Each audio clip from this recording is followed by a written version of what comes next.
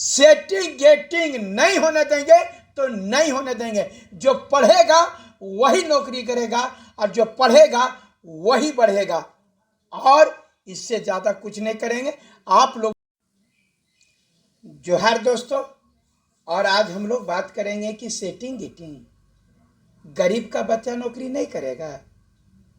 बता रहे कि सरकार जो ये चीज़ जो कर रही है, जो भी वैकेंसी का मतलब भी वैकेंसी आने के पहले इतना न रहला। हम लोग सीधा बात कर रहे हैं कि पढ़ने वाला बच्चा को नौकरी होना चाहिए, और पढ़ने वाला बच्चा का नौकरी तभी होगा जब पारदर्शिता होगी। सब तरह से मैं बार बार कह रहा हूँ कि जब तक पारदर्शिता, आप लोग बोले कि डेट तय करिए, डेट तय करिए। दोस्तों, डेट तय करने के लिए तैयार हूँ। आप देख नहीं रहे हैं, कल ईद है, फिर वह 2 अक्टूबर है, तो ऐसे ही परसों शनिवार है, फिर रविवार है, 2 अक्टूबर है। ये सब सारी चीज़ों को यदि आप करिएगा तो उसके बाद में पता चलेगा कि रोज दिन छुट्टियाँ रहेगा। और इन लोगों का ये नीति भी रहा है कि जिस समय छुट्टी होगा तखना रिजल्ट जारी कर दो, जितना भी सारा चीज़ का रिजल्ट जारी कर दो। अब गरीब का बच्चा जो छोटा छोटा नौकरी करने के लिए प्रेरित हो रहा है, और ओकरों में अगर यदि बोले न कि एक्साइज वाला दौड़ते रह गया, टीचर वाला जो है सो प्राइमरी टीचर वाला अब सब शांत हो गया। बोले ना कि प्राइमरी टीचर का भी जो बहाली 26,000 जैसे आया था, उस समय देखे थे सारे लोग रेस में थे। सी टेट वाला हमको लेना पड़ेगा, टेट वाला हमको लेना पड़ेगा, नहीं 2012 वाला अथी रखना पड़ेगा, नहीं अब कंपटीशन लेना पड़ेगा। सब रेस में था। अभी शांत हो गया, सबका पेट का गुदगुदी मर गया। जो हमर नहीं भले तो का करोन भले, हमर नहीं भले तो का करोन भले, सब शांत हो गया। कोई हल्ला नहीं कर रहा है कि जल्दी से इसका वैकेंसी को लाओ, हम लोग बेरोजगार पड़े हुए। और जैसे 26,000 का वैकेंसी आया था, उसी समय तमाम लोग जो टेट नहीं दिए हुए थे, उन लोगों को जो है से पूरा दर्द हो गया था। हम लोगों को जल्दी टेट लो, अरे ये सब टेट पास वाला नौकरियां लगी थे, हमारा टेट परीक्षा लो, जल्दी टेट परीक्षा लो, जल्दी टेट परीक्षा लो। अभी जब शांत हो गया, ये लोग बंद कर दिया कि ये अभी नहीं हल्ला कर रहा है कि हमारा टेट परीक्षा ले लो, ताकि अब जब नियुक्ति आएगा तो मेरा हो जाएगा। मैं बता रहा हूं ना, सबको जो को समझा करके तोता जैसा समझा रहे हैं कि आपका आंसर की नहीं दे रहा है, कहीं न कहीं गोलमाल है।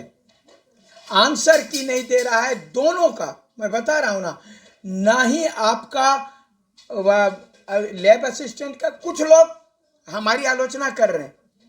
मैं एग्जाम कैंसिल कभी नहीं मांग रहा हूं मेरे दोस्तों, मैं सिर्फ और सिर्फ रिस्पॉन्स की मांग रहा हूं, छात्रों का आंसर की मांग रहा हूं। बहुत सारे लोग कहते हैं कि मनोज भैया का जिंदगी बना रहे, हम ही हैं जब तक जिंदगी सुधरा लो। अगर यदि हम लोग विधानसभा घेराव नहीं करते कि जल्दी से रोजगार का मुद्दा नहीं उठाते, मुख्यमंत्री का नहीं उठाते, तो ये वैकेंसी भी नहीं लाता। बड़का मर्द बना लो घर में बैठ करके। जब सारा चीज हम लोगों ने सब चीज कर दिया तो सब बोले जल्दी आप भविष्य बर्बाद कर रहे हैं, कब तक चमचागिरी करोगे। हम लोग जो है सो सारा चीज तरीके से कर रहे हैं। मैं बता रहा हूं मेरे मित्रों कि हमारा उद्देश्य आप लोगों की नौकरी लगे और फेयर लगे, जो पढ़ रहा है वही लगे। आप बता रहे हैं कि कल रह करके ये आंसर की नहीं दे रहा, तो जिसको चाहेगा उसको पास कर देगा, तुम क्या करोगे, क्या करोगे। अभी हमारे पास में एक लड़की दिव्यांग बच्ची थी, उन्होंने कहा भैया मेरा 130-133 हो गया है, अगर बाद भी अगर यदि मेरा नहीं होगा। हमने बोला कि कैसे तुम मिलाई थी।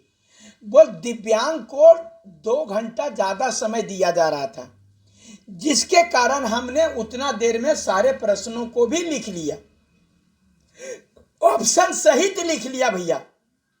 और उसमें मैंने मिला करके देखा तो मेरा इतना आ रहा है। हम बोले आप तो वह इंग्लिश की थी, लिटरेचर इंग्लिश की थी। तो हम बोले ठीक है तुमने ऐसा किया, और बोलो भैया अगर यदि मेरा नहीं होगा तो समझिए हम दिव्यांग भी हैं ऊपर से 133 भी मारे हैं। तो ये सब सारी चीज़ों को आपकी नौकरी लगे, इसके लिए आप जो है 120 मान लिए, 25 मान लिए, बहुत लड़का लोग जो है मनोज यादव तो कैंसिल करा देते तो अब तो हमार हो गलत। और जब न कि मनोज यादव क्या किए, सब जो है सो आप बेच दिया सीट, आप क्या कर रहे हैं? तो तक हम चौकीदार बनल घूरेंगे? बता रहा हूं, मैं जेपीएससी का लड़ाई कर रहा था, हकीकत बता रहा हूं। वो पीटी जब पास किया था और हम बोले कि ये पीटी में बिना कॉपी जांच ले पास किया, तो जो पास कर गया था तो बोला मनोज यादव नेतागिरी कर रहा है। और वो लड़का जो मेंस में फेल हुआ तो बोलता नहीं मनोज भैया देखिए बाहर कर दल का, पता नहीं सेटिंग गेटिंग हो गया। हम बोले जूता से मारेंगे तुमको, जूता से। कल तक मनोज यादव बोल रहा था कि हम नेतागिरी कर रहे हैं। बता रहे मेरे मित्रों, आप लोगों के लिए और सबसे बड़ा शर्म होना चाहिए कि हम जब से जेपीएससी का गठन हुआ तब से इनकी खामियों को लगातार लड़ते आ रहा हूं। आप क्या समझते कितने बड़े बड़े नेता लोगों से लड़ना पड़ा, कितने लोगों की धमकियां सुनना पड़ा? वो चीज को तो आप सुने नहीं। कितने अधिकारियों का धमकी सुनना पड़ा, ये तो आप जानते नहीं है। जेल जाना पड़ा, सब जान लिया। घरे में बैठल जिंदगी में, जैसे नहीं बोला कि एक आदमी जो है सचिन तेंदुलकर बोल रहा था कि यहां से बढ़िया खेलता ना तो यहां पर इसको ऐसा शॉट नहीं मारना चाहिए। हमने उनको पूछा कि भैया मेरे, क्या आप क्रिकेट का नेशनल खेलते हो, इंटरनेशनल खेलते हो? बोल नहीं। नेशनल खेले हो? बोल नहीं। स्टेट खेले हो? बोल नहीं। डिस्ट्रिक्ट खेले हो? बोल नहीं। हम बोले ब्लॉक खेले हो? बोल नहीं। हम बोले गांव में जिंदगी में बैट छुए हो? बोल नहीं। जो बैट नहीं छुआ है वो महान बल्लेबाज को सजेशन देता है। दोस्तों, मैं 14 साल से यही कर रहा हूं, आपकी लड़ाई लड़े जा रहा हूं। सरकार जो है आपके कि आपका फेयर हो। हमने कभी भी जो सही हुआ, क्या 17,000 का पीजीटी का टीजीटी का लड़ाई हुआ था, उसका लड़ाई लड़े तो नहीं सही मिला। अभी लड़के नाम ले रहे हैं, भैया 13 जिला 11 जिला आपने लड़ाई किया था जिसके कारण आज हमारी नौकरी हुई है। बहुत सारे सिपाही लोग बोल रहे हैं, दरोगा लोग बोल रहे हैं मनोज भैया आपकी लड़ाई से आज मैं दरोगा बना हूं, और आप कुछ बने भी नहीं हो, खाली हुरने के लिए तैयार रहते हो। मैं तमाम लोगों से कह रहा हूं कि हम जो मुहिम चलाए हैं सेटिंग गेटिंग नहीं होने देंगे।